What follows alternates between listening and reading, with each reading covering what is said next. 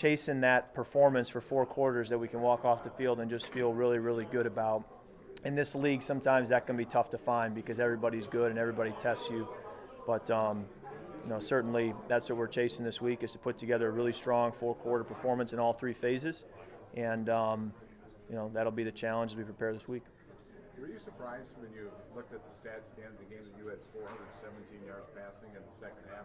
Because were you just so into trying to get this team to score you didn't think about it? There's not a lot of thinking. Yeah, I think it's just playing and reacting and trying to put points on the board as fast as you can. And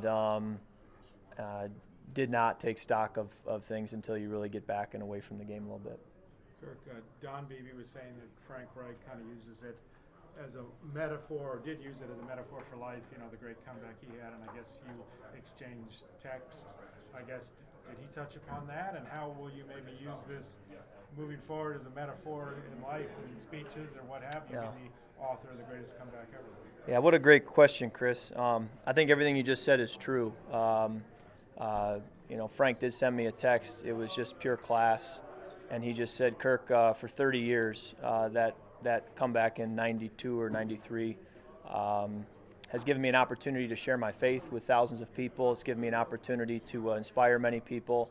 And he said, today the torch was passed. And so I take that, seriously. And as you kind of mentioned or alluded to, it does give you that opportunity to hopefully do what sports in general does, which is to inspire people, to uplift people, to encourage people, especially young people, and hopefully be able to use that as an example.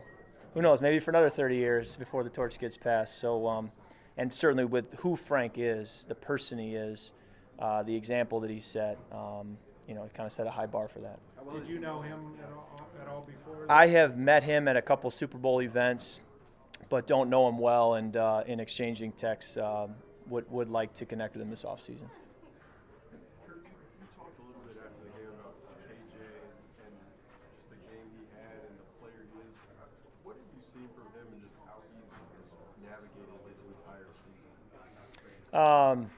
Think the world of him. I go back to last season where he was our third receiver, was not this heavy factor in each game plan, and yet kept showing up, kept making plays, especially in 2-minute and in crunch time, and finding himself in the end zone, making plays for us. So he really won me over last year in year 2. I'd go back to OTAs going into year 2 with the plays he was making.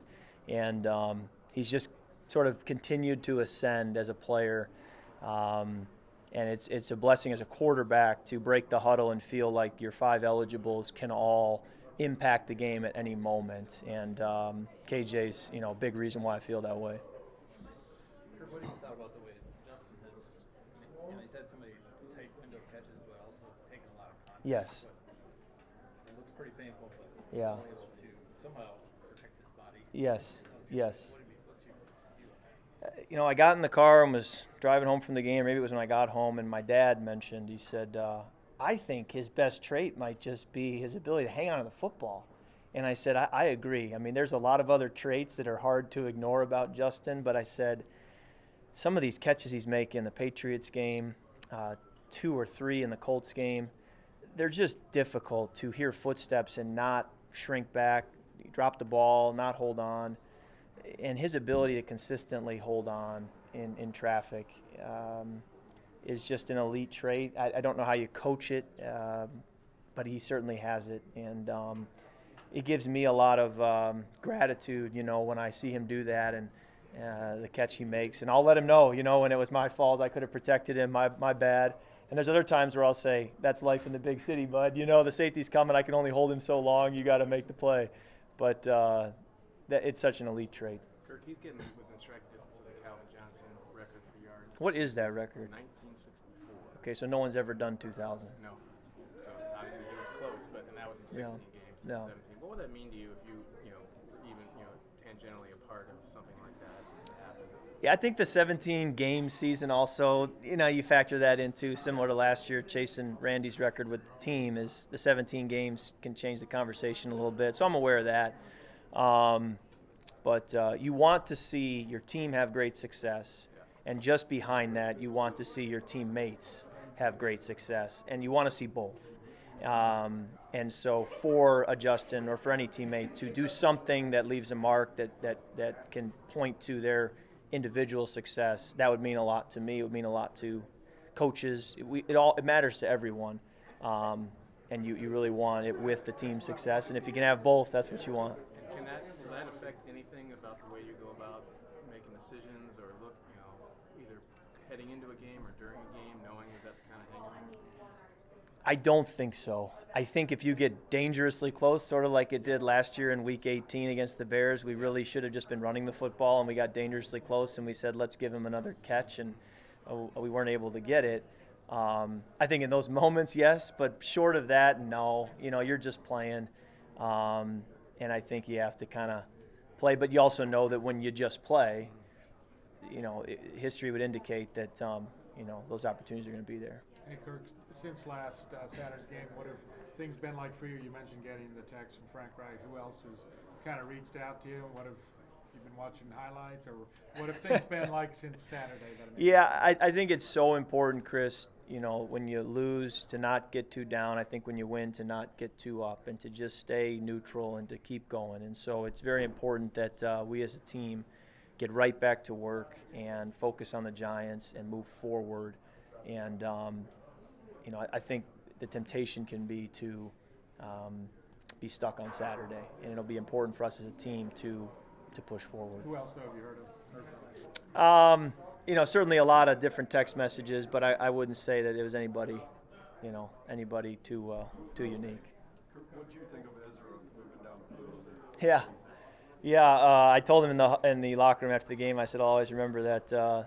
You running there step for step with Dalvin. So, and I think it's fun whenever you call those types of screens. The linemen know this gives me a chance to get out on the edge and engage in a different type of block, and I think all those guys love that opportunity. Kirk, is that as easy a throw as it looks, or do you have to hit him specifically somewhere for him to jumpstart that type of throw? I think it's probably on the easier throw on the scale. I mean, you definitely want to keep his feet in the ground and make sure it's an easy catch and make sure he can get north. Everything you just said, but I think because you can get rid of it quickly, you're not having to deal with the rush as long. I think it can be something you feel like is a bit of a breather play for a quarterback. Have defenses gotten better against the screen? I don't know on the larger sample size around the league. I do know that the screens this year have been a little bit more challenging for us. I remember, and the opposite was true. I remember in 19, I remember thinking we were throwing screen after screen and just continued to hit. Certainly is a great way to move the football when you can do it because, it tends to be higher reward and lower risk. But at the same time, Kevin Stefanski used to say they can be an outhouse or a castle. When you call them, you can have one that loses 5 or 6 yards or is dead to rights right when you go to throw it, and you can have one that's an enormous play. And he said sometimes when you call them, you don't know if you're going to get the outhouse or the castle, but you have to keep calling them. Hey, Kirk, what do you think about having another veteran-type guy in the quarterback room in Josh Rosen? Yeah, it's always great to have a fresh perspective, and I think that I can always learn more football from people who have been in different places, around different coaches, and I've been with Josh now for only a couple of hours, but I look forward to just picking his brain, and I think I'll be able to learn some things about quarterbacking that I never knew before as we go through this week and beyond. Kirk, what do you do to kind of keep that win, like you said last week, knowing that you're still playing for a potential top team with 3 games to go? Yes, a lot to play for, and so that's really the same feeling you have every week. As even though you had the whole division thing last week, you still feel like there's a lot out there to go get, and we'll keep working and preparing to try to go get it. You ever been a part of a whiteout before, or a game where? That's a great question. It would probably be at Michigan State if I ever was, and then playing at Penn State, and the whiteouts there are always iconic. But in the NFL, I don't believe so. So I would think it'll help, just with our crowd and bringing great energy, something fun to do.